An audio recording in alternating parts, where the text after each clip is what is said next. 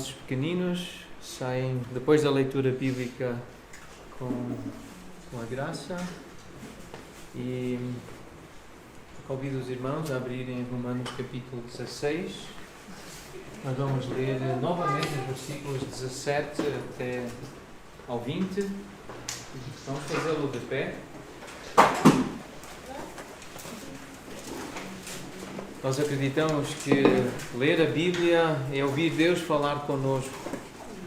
Então, de uma forma também simbólica, de uma forma também muito significativa, nós queremos transmitir esse respeito. Não quer dizer que nós não mostramos respeito quando estamos sentados, mas é um sinal de reverência, de respeito, quando alguém importante entra numa sala, ficar de pé, ficar em sentido diante dessa autoridade ou dessa pessoa distinta, digna, nobre.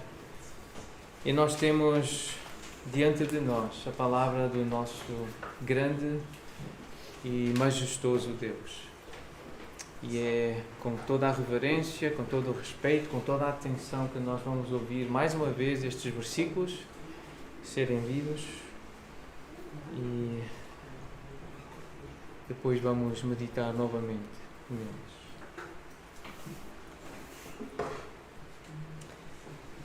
Rogo-vos, irmãos, que noteis bem aqueles que provocam divisões e escândalos, em desacordo com a doutrina que aprendestes.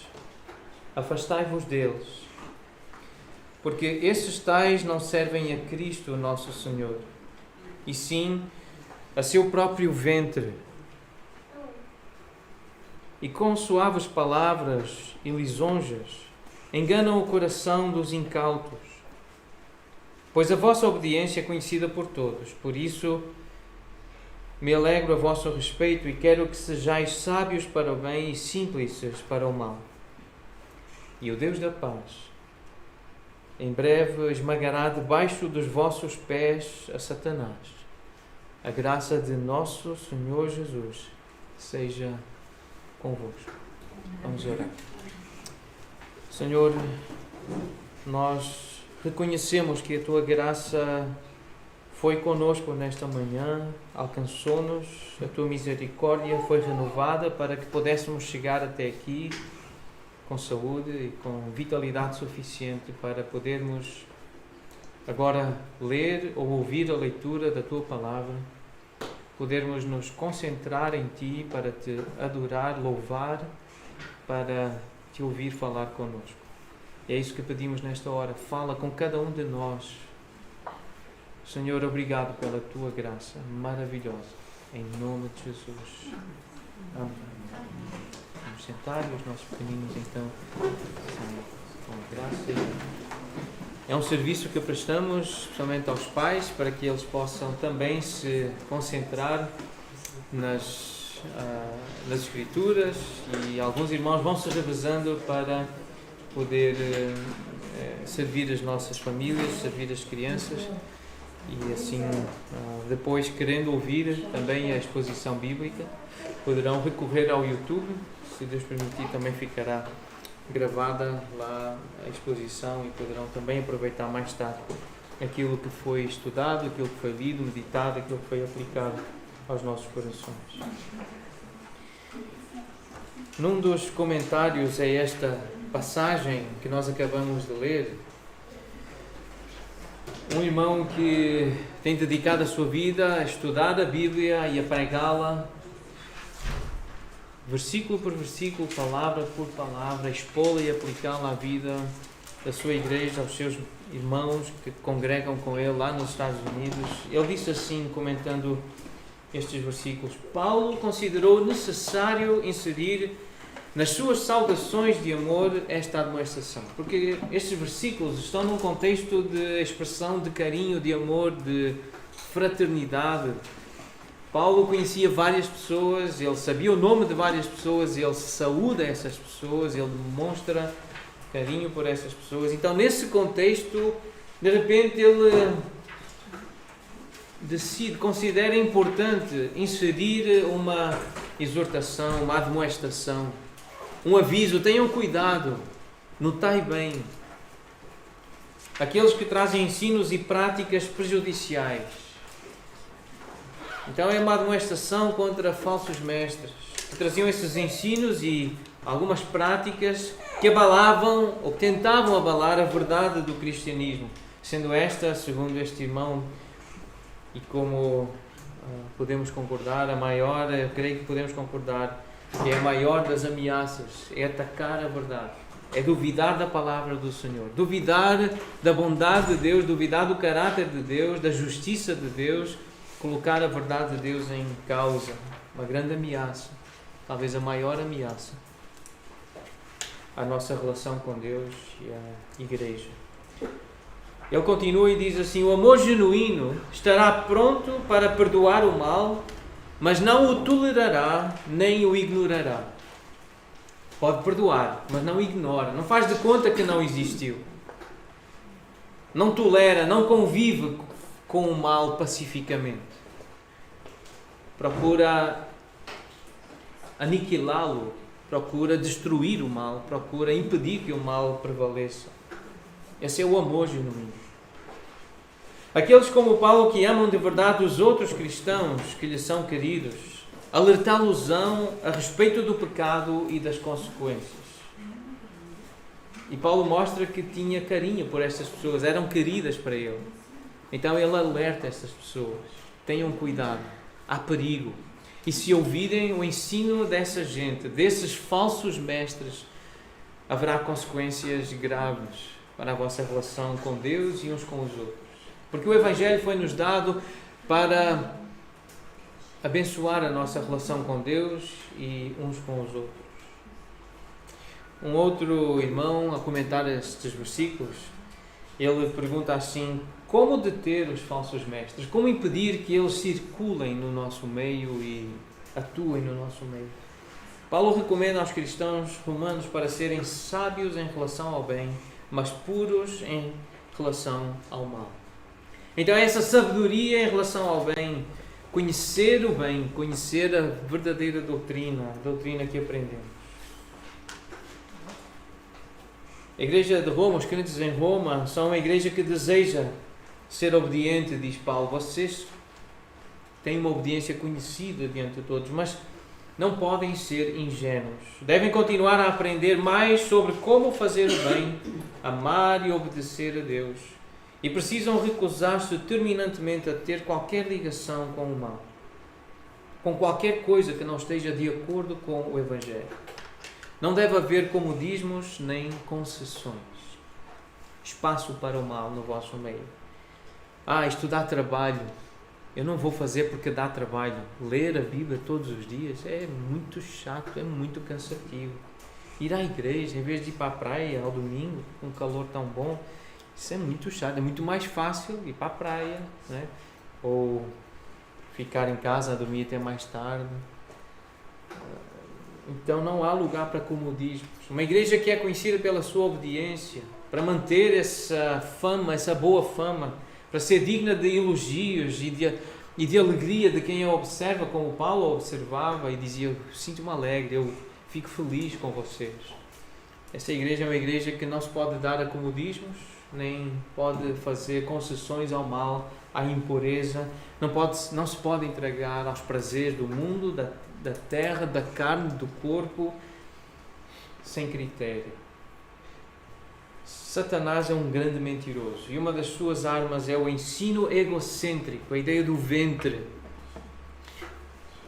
As emoções, as sensações, os sentidos, o prazer, olhar para o próprio umbigo, aquilo que me agrada, aquilo que eu gosto. E Satanás, ele incentiva ao egocentrismo, ao egoísmo, olhar para si, o seu bem-estar, o que é melhor para mim, o que é que eu quero, o que é que eu gosto. E Satanás alimenta isso, ele sabe o quanto isso destrói o nosso relacionamento com Deus e com as pessoas. Pessoas egoístas são pessoas que dificilmente têm bons relacionamentos. Ou, eu acho dificilmente, foi muito generoso. Uma pessoa egoísta não tem bons relacionamentos. Ponto final. No entanto, foi Satanás que foi derrotado por Cristo. Ele está a ser derrotado por Cristo. e será derrotado por Cristo. É uma frase complexa, não é? Mas é isso que a Bíblia diz. Jesus já o derrotou, Jesus está a derrotá-lo e Jesus irá derrotá-lo.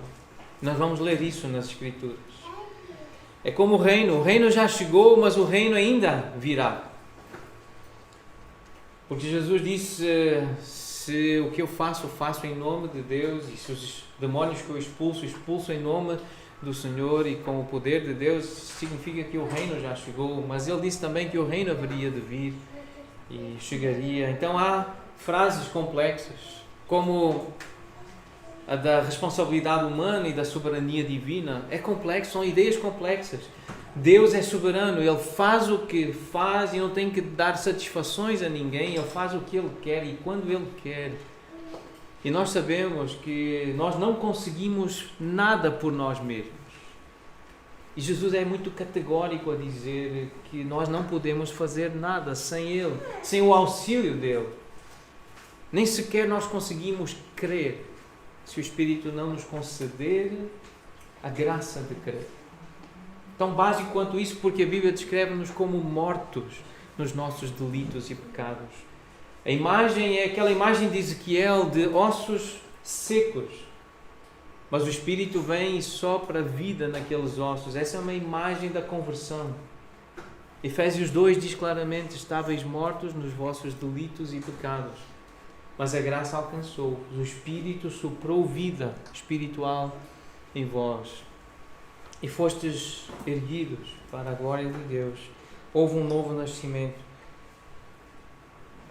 Isso foi feito pelo Deus da paz. Ele que quer ter paz com os homens, a quem Ele quer bem. É assim que é descrito o Deus da Bíblia, o Deus da paz. E é assim que começa o versículo 20, então, para o qual nós vamos olhar hoje.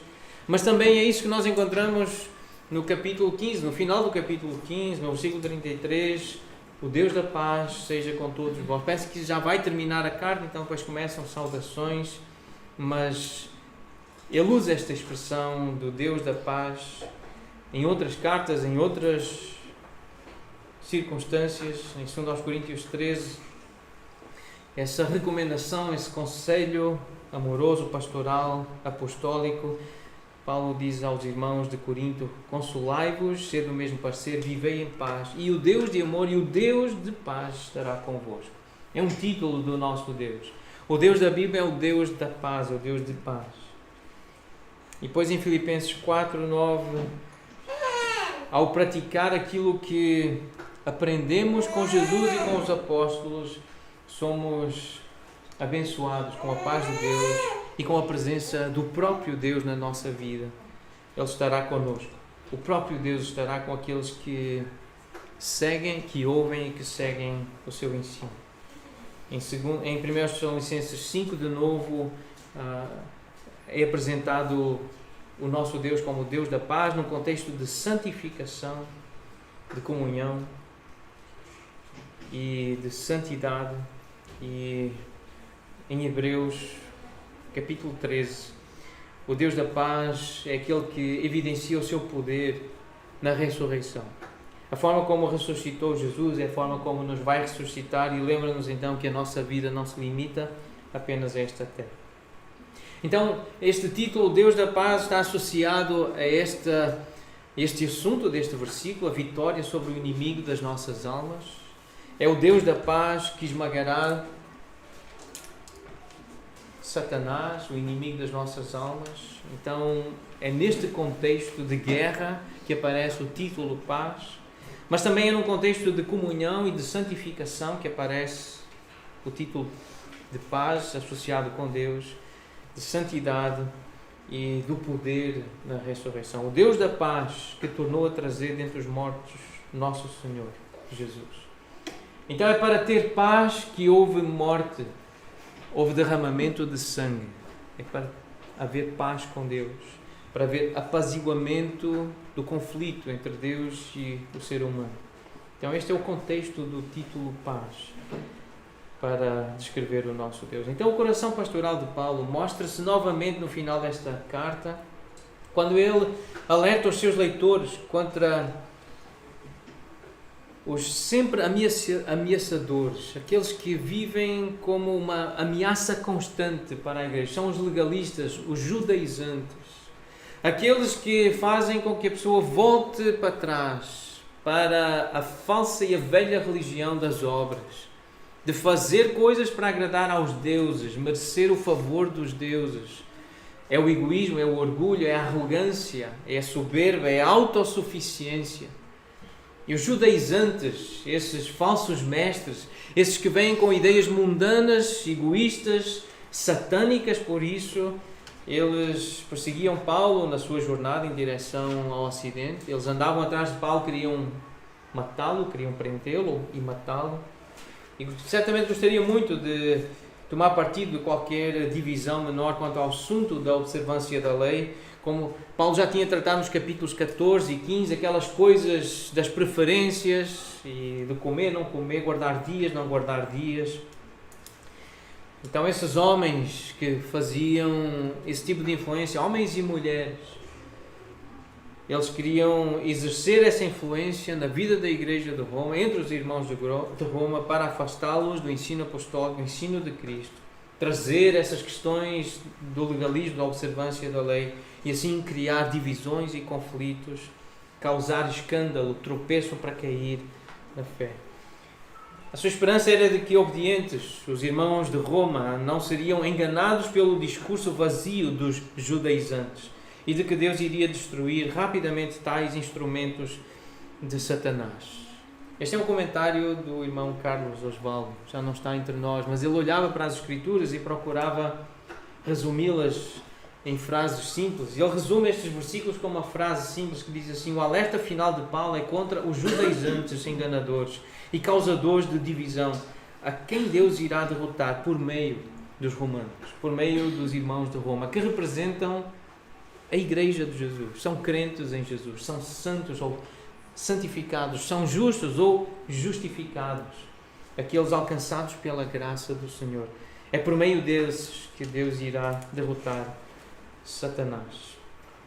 E vamos então perceber melhor esta ideia. Esmagará debaixo dos vossos pés a Satanás. Como é que se dá a vitória sobre Satanás?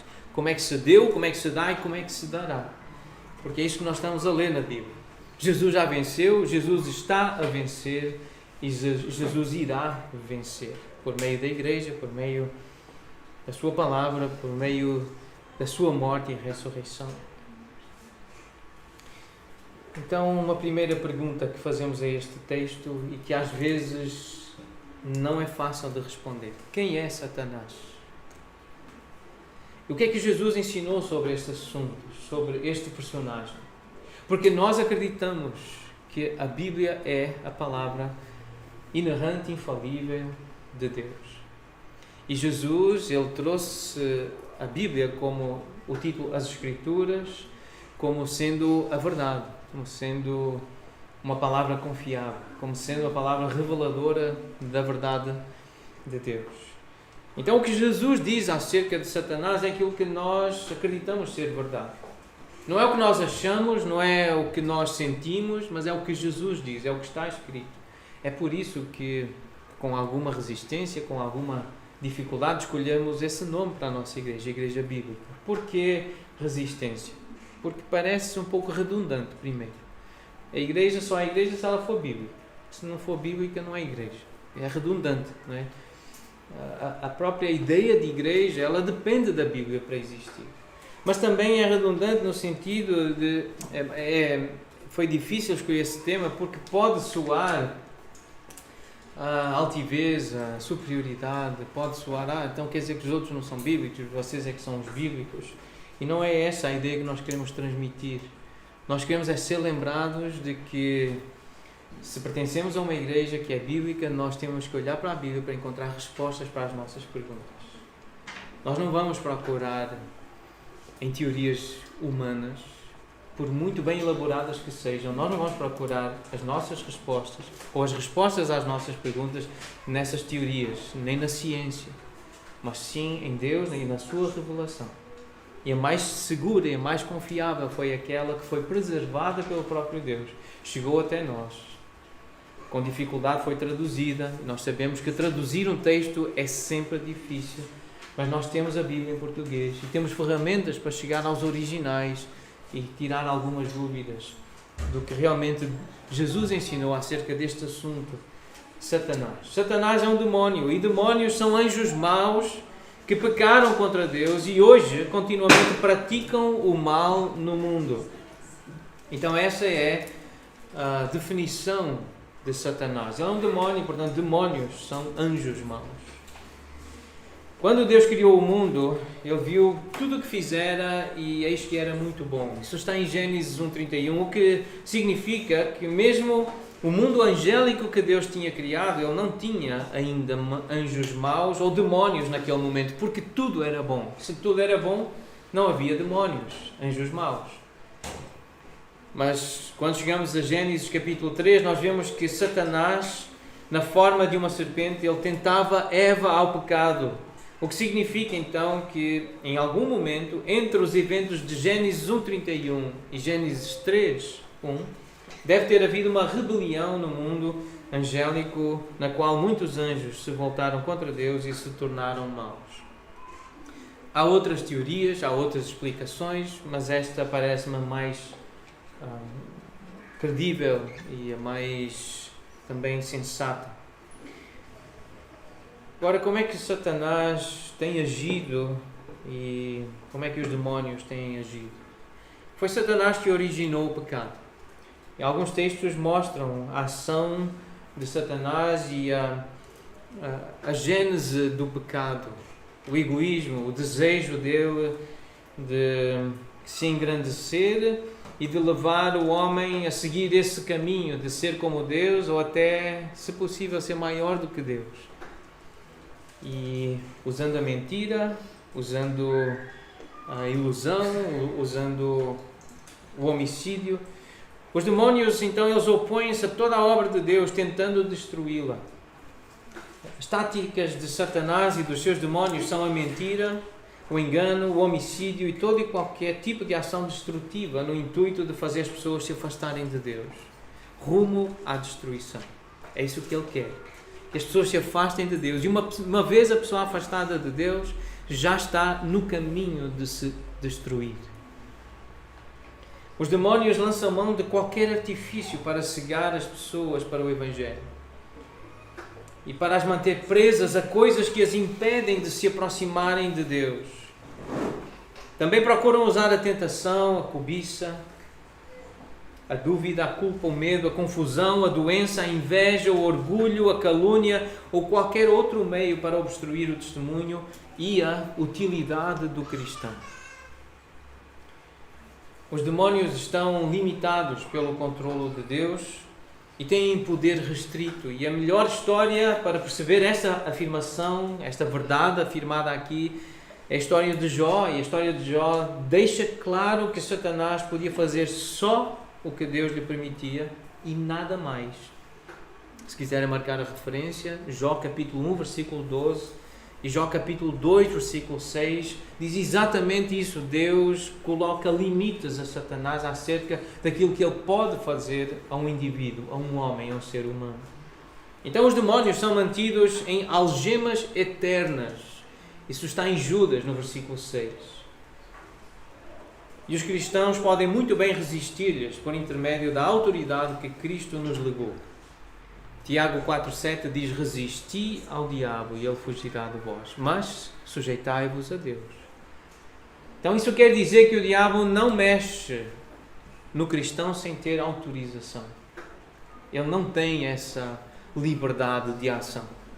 Então essa é uma afirmação importante.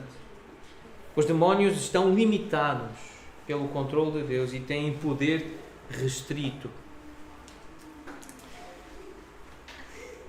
Esta expressão esmagar, ela é usada no Novo Testamento numa história muito interessante, uma história muito bonita. Em Marcos 14, Jesus estava em Betânia, reclinado à mesa, em casa de Simão, o leproso, e veio uma mulher trazendo um vaso de alabastro com preciosíssimo perfume de nardo puro e quebrando, e esta palavra quebrando é exatamente a mesma palavra grega que Paulo usou na carta aos Romanos para dizer que Satanás iria ser esmagado, ou seja, quebrado.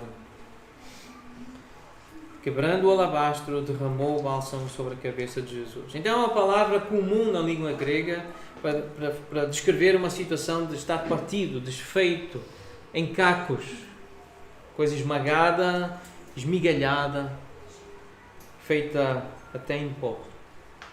Faz-nos lembrar daquela imagem do sonho de Nabucodonosor, Daniel capítulo 2. A imagem acerca dos reinos vindouros, e nós sabemos que, embora tenha sido escrito 600 anos antes de Cristo, a precisão dos detalhes, a sequência dos reinos, até chegar ao reino de Roma, ao Império Romano, e levantar-se aquele sem auxílio de mão humana, que viria e esmagaria os pés da estátua, esmagaria todos os reinos do mundo. Então é uma referência a essa visão gloriosa de Cristo, ao poder de Cristo. Então é esta ideia, este verbo pode ser traduzido dessa forma: despedaçar, esmagar, partir em pedaços. E é usada por Lucas, no capítulo 9, para descrever a ação demoníaca também na vida de alguém, de uma pessoa, de um jovem. Quando desciam do monte, havia uma grande multidão que se foi encontrar com Jesus. Lucas 9, a partir do versículo 37. E dentre a multidão surgiu um homem que gritou para Jesus e pediu, e chamou: Mestre, suplico-te que venhas ver o meu filho, porque é o único filho que eu tenho. E depois, no versículo 39, então, descreve a ação demoníaca na vida do filho. O espírito apodera-se dele e, de repente, o menino grita e o espírito o atira por terra, convulsiona-o até espumar e dificilmente o deixa, depois de o ter quebrantado. É a mesma palavra, o mesmo verbo. Quer dizer que Satanás, ele quer fazer isto com as pessoas. Ele quer esmagá-las, ele quer parti-las, ele quer destruir as pessoas. E estava a fazer isso com esse jovem menino, com o filho desse homem. É isso que ele quer fazer. Ele quer quebrantar pessoas. Esta é a ação demoníaca. Roguei aos teus discípulos que o expelissem, mas eles não puderam. E respondeu Jesus: ó geração incrédula e perversa, até quando estarei convosco e vos sofrerei? É uma demonstração é um desabafo, quase de impaciência, mas ao mesmo tempo paciente. Até quando? Até quando vou lidar com gente que diz que crê, mas não crê? Que diz que confia, mas não confia? Ó geração incrédula e por isso perversa, maldosa.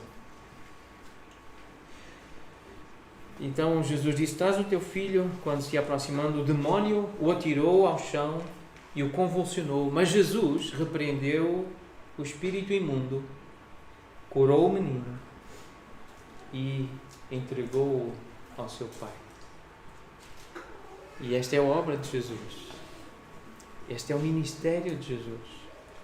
Ele tem autoridade para falar e curar e expulsar o demónio, esmagar o demónio, quebrar o demónio, lançá-lo no abismo, no inferno, onde ele quiser.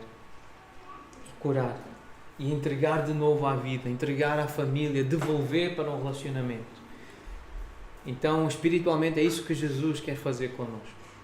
Ele quer nos tirar de um caminho de destruição, de quebrantamento, de ação demoníaca e maligna. Relacionamentos partidos, quebrados, desfeitos. E Jesus quer entrar na nossa vida, quer fazer parte da nossa vida, quer se encontrar connosco no caminho. Essa é a mensagem do Evangelho. A presença de Jesus devolve-nos vida, devolve-nos relacionamentos, permite-nos estar de novo em paz, com o pai, com a mãe, com o irmão, com o filho. É Jesus que faz isso. Na carta que ele escreveu a Tiatira, ou mandou escrever, contém esta palavra, Apocalipse capítulo 2, 26. Ao vencedor que guardar até ao fim as minhas obras, eu lhe darei autoridade sobre as nações. de novo aquela imagem lá da visão de Daniel. Às vezes eu fico a pensar que eu estou a falar de histórias bem conhecidas. Eu acho a história de Daniel, capítulo 2, muito famosa e muito conhecida. Mas às vezes eu estou a falar com pessoas e cito assim a história, não é? De Daniel capítulo 2, a história de Daniel, e eu vejo pessoas até que já estão na igreja há algum tempo, elas ficam assim com um olhar muito perdido e afinal não conhecem a história do sonho de Nabucodonosor, não conhecem a história de Daniel. E então talvez seja bom se alguém aqui, não faça uma cara estranha, mas discretamente anote Daniel capítulo 2. Eu preciso ler essa história. E não é só essa história. Se é crente, precisa ler todas as histórias da Bíblia. Todas. Desde Gênesis até Apocalipse. E dá trabalho. Não dá para ficar acomodado a pensar que por osmose, se o marido ler, a esposa vai saber. Se a esposa ler, o marido vai saber. Se os pais leem, os filhos sabem. Não é assim que funciona. É preciso ler a Bíblia. Para conhecer estas histórias, temos que as ler. E com atenção.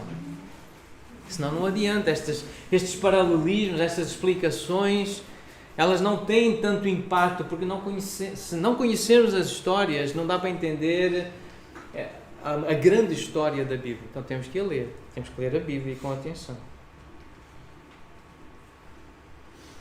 Ao vencedor que guardar até ao fim as minhas obras, eu lhe darei autoridade sobre as nações, e com cetro de ferro as regerá e as reduzirá a pedaços, como se fossem objetos de barro.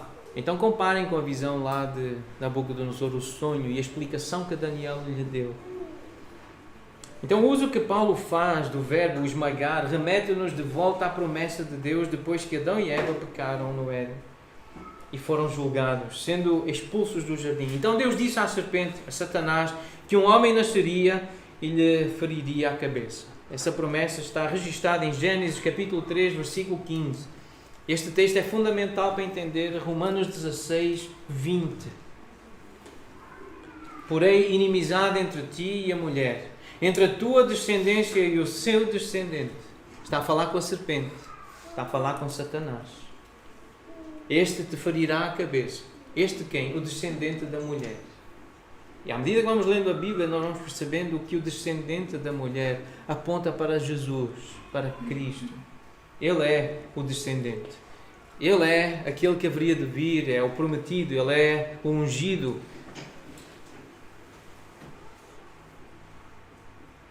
Jesus é quem esmaga a cabeça da serpente. Na cruz, e com o seu retorno, quando ele voltar. Mas o seu povo faz parte da vitória. É isso que Romanos 16, 20 está a dizer. É debaixo dos vossos pés, vós que sois povo dele, do Deus da paz, que Deus completará essa obra de quebrar Satanás, de esmagar Satanás. É por isso que Paulo, ao exortar a igreja, em 1 Coríntios 6, sobre julgamentos, ele diz, vocês não sabem, irmãos, que hão de julgar Satanás, os anjos, os demónios. Então a igreja fará parte desse tribunal, desse julgamento, em que Satanás será cabalmente destruído, esmagado. Então Satanás é derrotado cada vez que alguém deposita a fé em Cristo. Cada vez que alguém recebe a justificação, escapa do inferno. E mais uma vez eu quero frisar isto que nós acreditamos como Igreja Bíblica. Ninguém merece a justificação.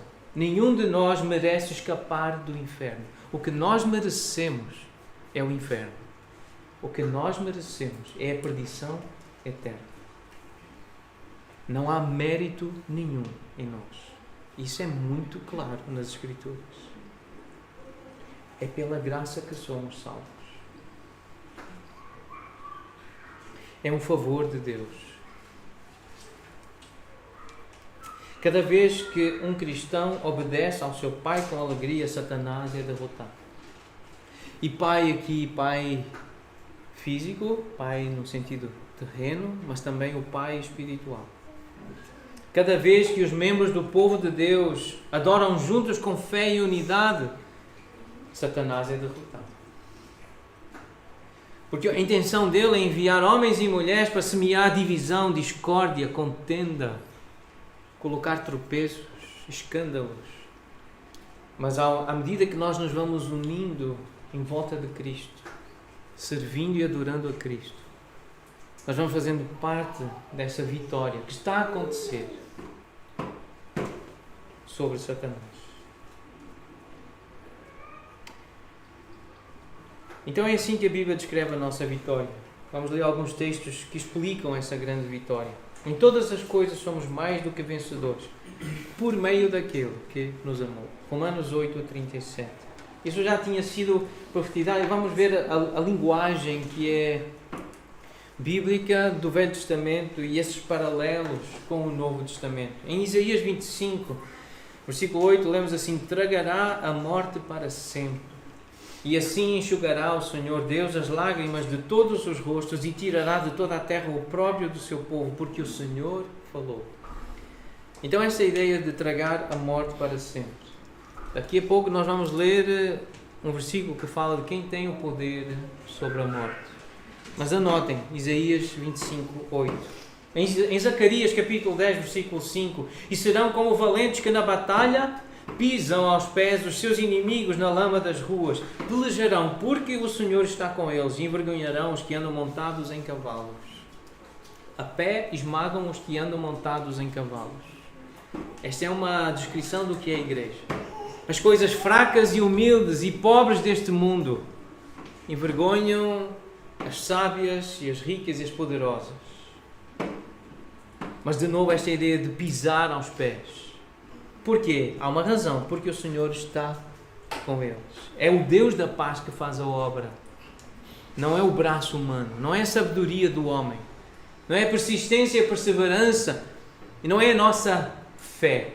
É Deus que faz. É o Senhor conosco. A fé é um instrumento. A fé é um meio. A fé é uma confiança obediente, que é um instrumento para a vitória. Mas é Deus que faz. E a Bíblia diz isso claramente. A razão não é porque creem. A razão é porque o Senhor está presente. É porque o Senhor está com eles. Malaquias 4, versículo 2. Mas para vós outros que temeis o meu nome, nascerá o sol da justiça. E nós sabemos que este título é uma referência a Cristo. É Jesus, o sol da justiça, trazendo salvação nas suas asas, saireis e saltareis como bezerros soltos da estrebaria. E de novo, versículo 3, a linguagem aqui: pisareis os perversos, porque se farão cinzas debaixo das plantas dos vossos pés, naquele dia que prepararei, diz o Senhor dos Exércitos. Então esta ideia de esmagar, de pisar os inimigos, é algo que Deus já estava a introduzir e a apresentar, e Paulo conhecia. Porquê? Porque ele lia a Bíblia, ele lia as Escrituras, e lia com atenção. Por isso ele sabia citar ideias e verdades do Velho Testamento que poderia aplicar à igreja e viver com a igreja realidade espiritual aqui e agora, hoje. Então isto é para nós. Malaquias é para nós, para entendermos os princípios espirituais que se cumprem em Cristo, a lei de Deus que se cumpre em Cristo. E nada disto foi abolido, foi cumprido em Cristo. Tudo isto é ensino para nós. Estas coisas foram escritas para nosso ensino, diz Paulo aos Coríntios, no capítulo 10. Então todo o Velho Testamento é útil para nós, para aprendermos acerca de batalha espiritual, acerca de confiança em Deus. O Deus que, estando connosco, nos faz mais do que vencedores. Alguém mais do que vencedor é alguém que não precisa lutar para receber o título de vencedor. Porque a luta foi outra pessoa que fez e o prémio é dado a quem não lutou. Isso é mais do que vencedor. Alguém que não luta, ainda assim, é chamado de vencedor. É como aqueles campeões nas equipas de futebol que estão no banco o tempo todo, mas recebem exatamente a mesma medalha ou o mesmo prémio que os que andaram os 90 minutos ou os 120 lá dentro do campo. O prémio é exatamente igual, mas ficou sentado no banco, mas é vencedor. E nós somos assim. Quem fez a obra foi Deus, foi Jesus. Nós não fizemos nada. Jesus faz tudo. É Ele que faz. Agora, sabemos que isto é complexo. Sabemos que não é tão simples assim. Porque o próprio Senhor Jesus diz que nós precisamos crer. Nós precisamos nos arrepender. Nós precisamos depositar a nossa confiança nele. É complexo porque existe um papel que nós temos que representar. E se não estamos a representar, se as nossas obras não mostram a nossa fé, é porque a fé não existe. Tiago ensina isso. As obras mostram a fé. O comportamento revela crença. É por isso que não basta vir aqui ao domingo, não basta ler a Bíblia durante a semana. A irmã Valéria partilhou um vídeo que nós já tínhamos visto há algum tempo atrás sobre o efeito da leitura da Bíblia no nosso cérebro. Não sei quantos viram no grupo de comunhão da igreja, mas nesse estudo que foi feito, ouvir a Bíblia ou ler a Bíblia uma vez por semana é a mesma coisa que nada, é insignificante, é inútil, basicamente. Vir aqui uma vez por semana é inútil. E 3 vezes já se notava uma ligeira curva no gráfico, mas 4 vezes por semana já havia um disparo naquela curva de impacto que tem a leitura da Bíblia nos relacionamentos, na santificação. E se partilhar a fé, se ensinar algo da Bíblia com outra pessoa, então é exponencial o efeito que isso tem na vida do crente, na santificação, na pureza, na atenção, quando partilha a fé com outra pessoa. Então hoje às 4 horas, se Deus permitir, teremos um encontro com esse objetivo, partilhar a fé. A fé com amigos, com pessoas que ainda não conhecem, não entendem bem a fé cristã. 4 horas será aqui um tempo de partilha do Evangelho. Outro texto que nos ajuda a entender esta ideia da vitória de Cristo sobre Satanás, incluindo a igreja, incluindo os seus discípulos. Lucas 10:19. Eis que vos dei autoridade para pisar de serpentes e escorpiões e sobre todo o poder do inimigo, e nada absolutamente vos causará dano. Estando em missão, um discípulo estando em missão, estando a servir ao Senhor, sendo enviado em nome do Senhor, não há nada que cause dano a esse discípulo. Isso foi assim no 1º século e é assim no 21º. Se Deus tiver planos para nos usar hoje, neste lugar, neste bairro, ainda que a polícia venha, ainda que o Estado nos tente calar, se Deus tem planos para nos usar no local de trabalho, ou com os netos, nem patrões, nem os filhos vão impedir que Deus nos use na vida daqueles que Ele quer alcançar pela sua graça. Ninguém impede. Nem balas perdidas, nem vírus,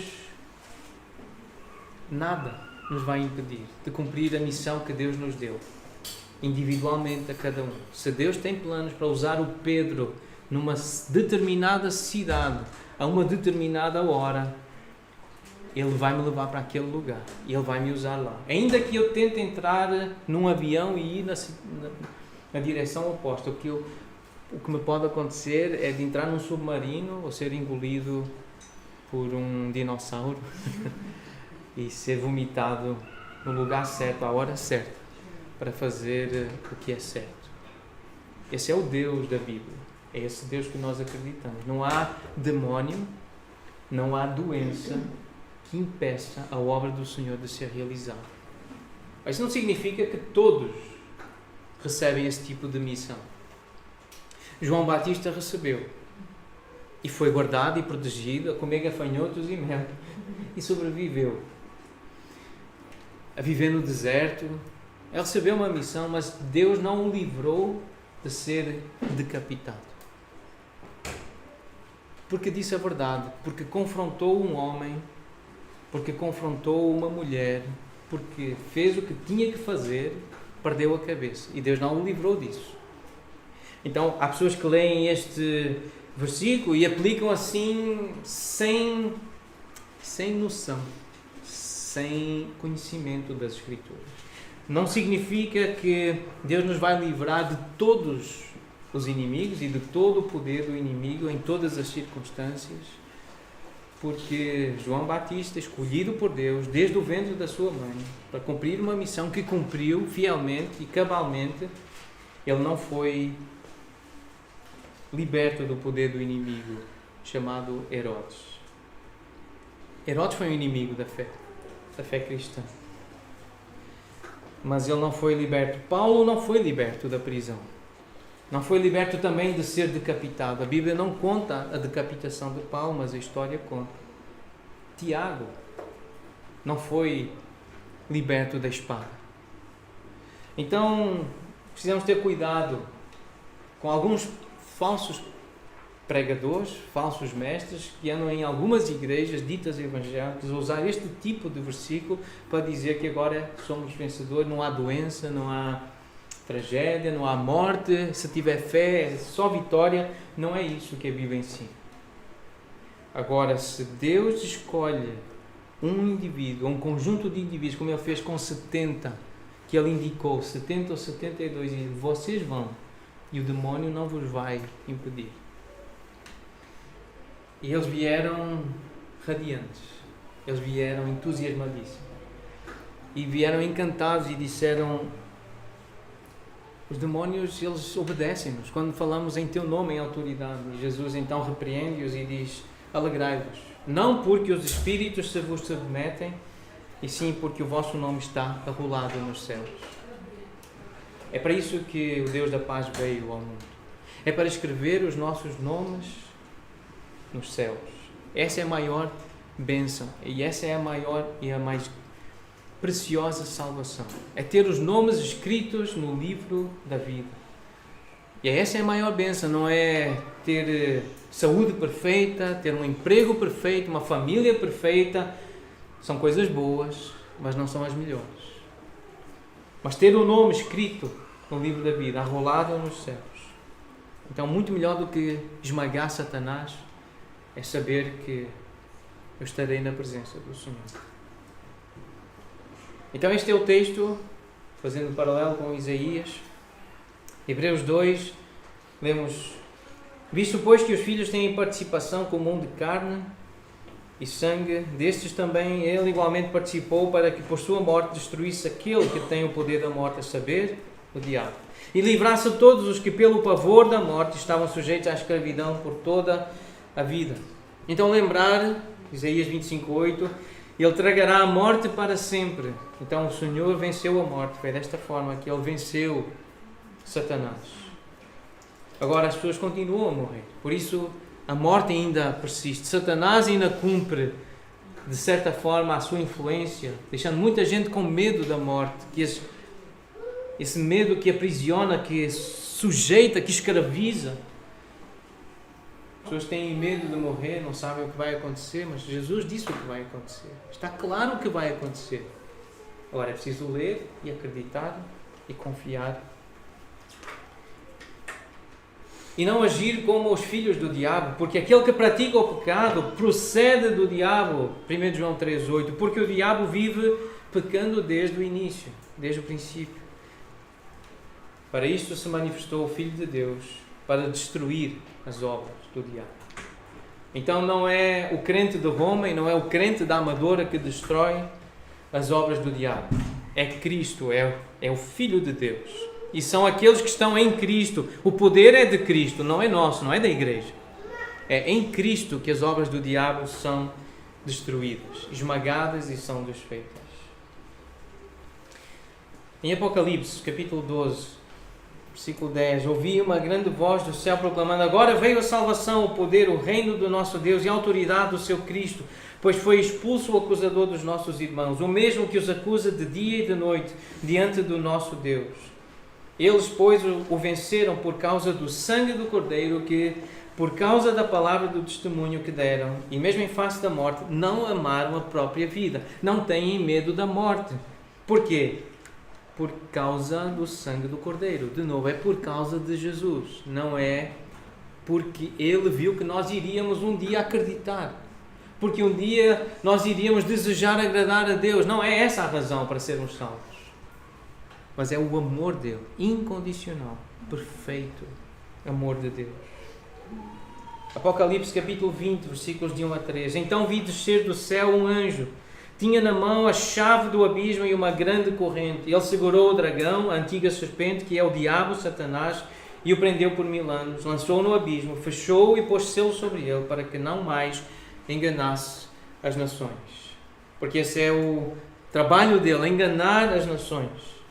E isto é algo que aponta para o futuro, algo que ainda está por acontecer. Quer dizer que, embora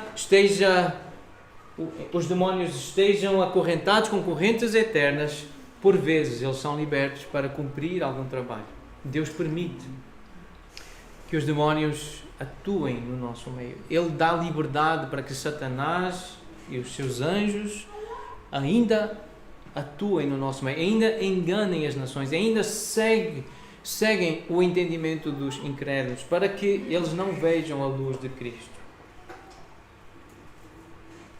Então, David Powlison, neste livro Confrontos de Poder, David Powlison, um académico cristão, trabalhou durante muitos anos dedicando-se ao aconselhamento bíblico, um livro sobre batalha espiritual, resgatando a verdade bíblica sobre a batalha espiritual. Um livro muito bom, muito sério, um autor muito bíblico, muito fiel. Ele diz assim, descreve assim a batalha espiritual. Batalha espiritual significa aprender novamente como Deus eterniza a sua glória nas nossas vidas. Significa adquirir entendimento da progressiva santificação numa cultura cristã habituada a procurar por concertos rápidos. Os sapateiros, já viram? Concerto rápido.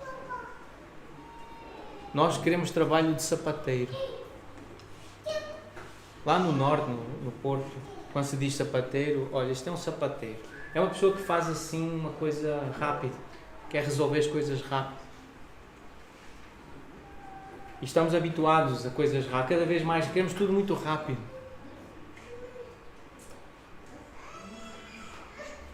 Significa aprender a ver histórias heroicas a acontecer nas pequenas esquinas da vida. Significa tornar-se humano, renovado na imagem de Jesus Cristo, o pioneiro e aperfeiçoador da fé. Significa aprendermos a tornarmos-nos cristãos. Isto é um processo que dura uma vida inteira. Isto não é rápido. Isto dá trabalho. O maior trabalho já foi feito. Mas nós temos que lutar, sim. Nós estamos em guerra. Uma guerra incessante com a nossa carne. Gálatas 5 descreve a luta da carne com o Espírito. Romanos 7 exemplifica essa luta da vontade, do Espírito e da carne e do corpo. Então, se Deus permitir, na próxima quarta-feira nós trataremos outros temas importantes sobre este assunto. Não dá para cobrir tudo hoje, mas algumas perguntas têm sido feitas no nosso meio. Então, alguns temas, alguns assuntos que Wayne Grudem, na sua obra A Teologia Sistemática, ele trata sobre este assunto de Satanás e dos demónios. Estariam os demónios ativos no mundo ainda hoje? Há pessoas que não sabem se os demónios estão ativos. O mal e o pecado vêm em parte, mas não totalmente de Satanás e dos demónios. Não é? E precisamos falar um pouquinho sobre isto. Será que um cristão pode ser possuído por demónios? Vamos responder, então, à luz da palavra do Senhor, na próxima quarta-feira, se o nosso Deus assim deixar. Como reconhecer influências demoníacas? Agora uma afirmação. Jesus dá a todos os crentes a autoridade de repreender demónios e de ordenar que saiam. Número 6. O uso correto da autoridade espiritual do cristão no ministério junto com outras pessoas. Como usar essa autoridade espiritual? O que é que isso significa, ter autoridade espiritual? E nós devemos crer que o Evangelho irá triunfar poderosamente diante das obras do diabo.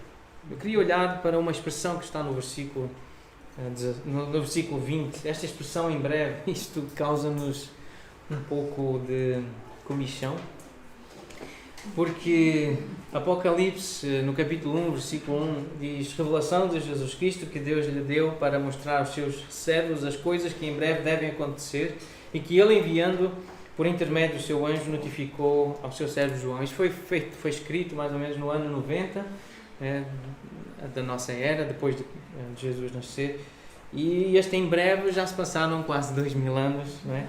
E capítulo 22, versículo 6, disse-me ainda: estas palavras são fiéis e verdadeiras, disse o anjo a João. O Senhor, o Deus dos Espíritos dos Profetas, enviou o seu anjo para mostrar aos seus servos as coisas que em breve devem acontecer. Então há muita coisa que ainda não aconteceu, do que nós estamos à espera que aconteça, e por isso, 2 de Pedro 3, 8 diz: amados irmãos, não se esqueçam disto aqui.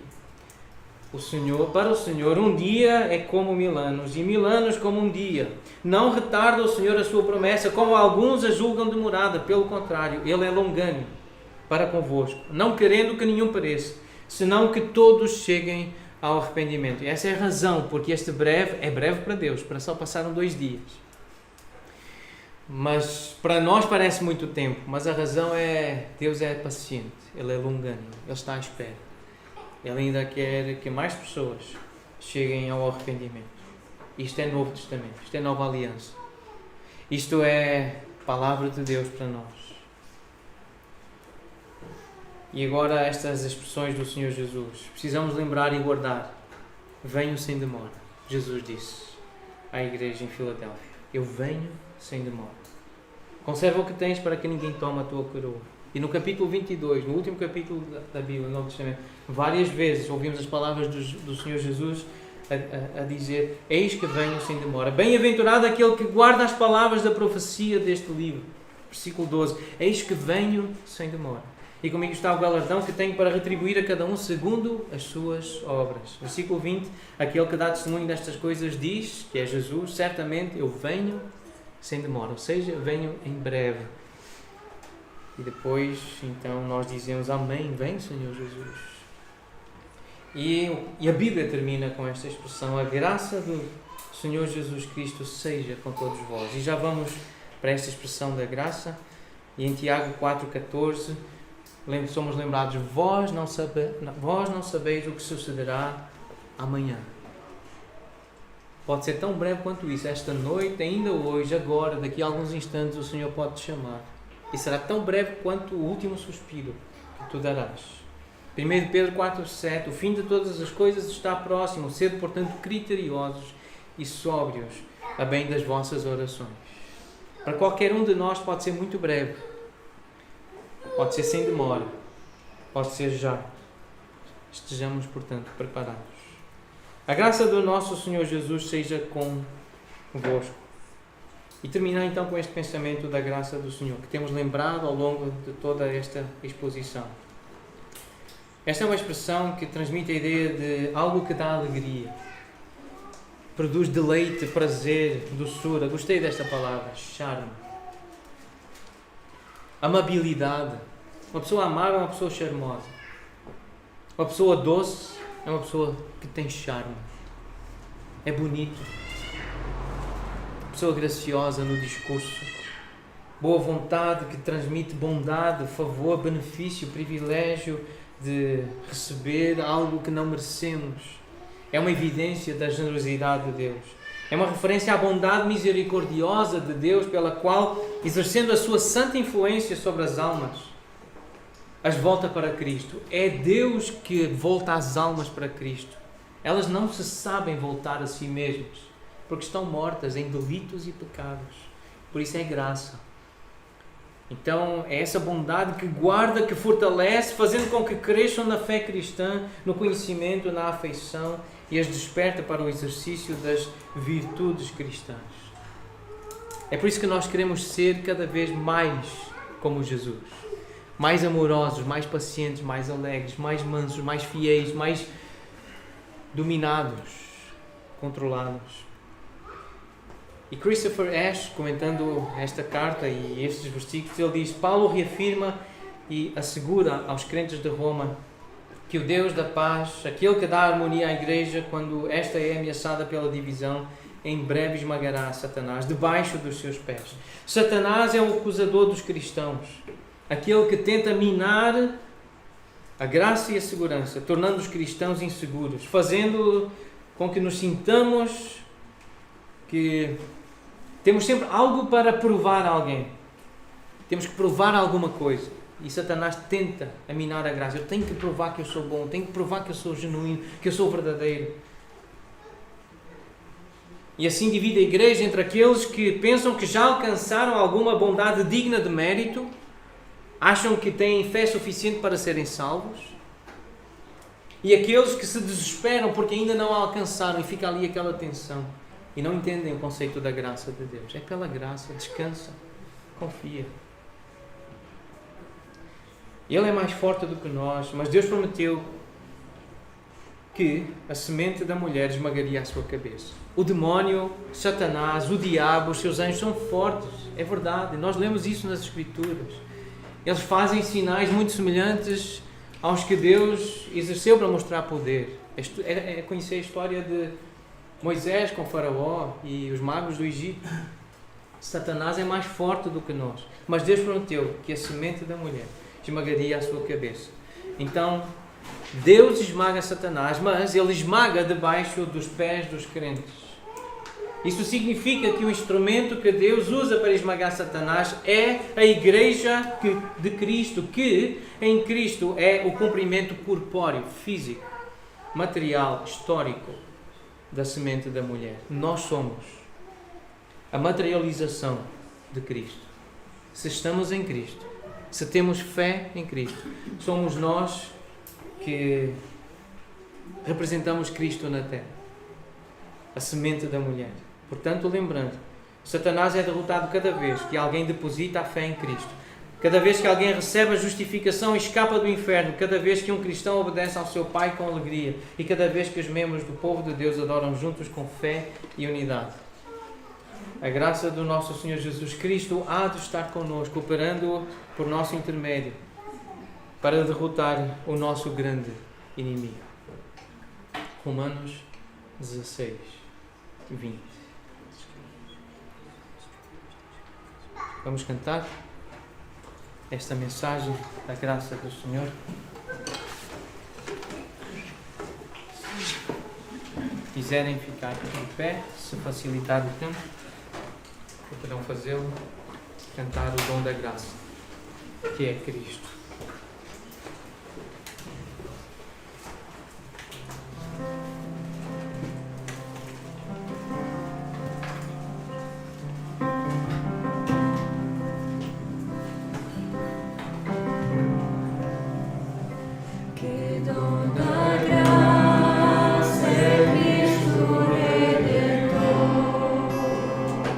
Nada melhor pra agora o céu.